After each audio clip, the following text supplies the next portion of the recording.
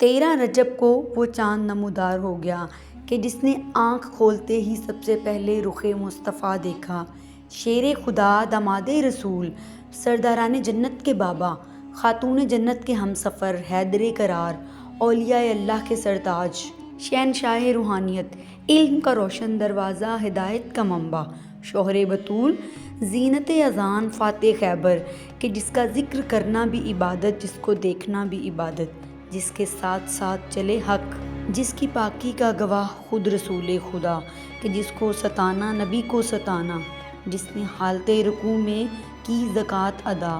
جو شب ہجرت تلواروں تلے سو گیا، جس پہ ہو میری جان فدا، وہ ہے میرا مشکل کشا، میرا مولا علی۔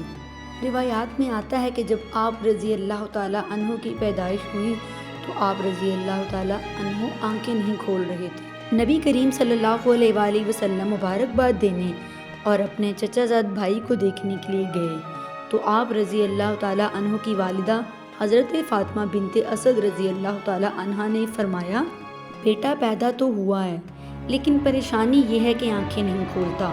تو کریم آقا صلی اللہ علیہ وآلہ وسلم نے اپنا لعاب حضرت علی رضی اللہ تعالیٰ عنہ کے منہ میں ڈالا تو مولا علی نے آنکھیں کھول لیں۔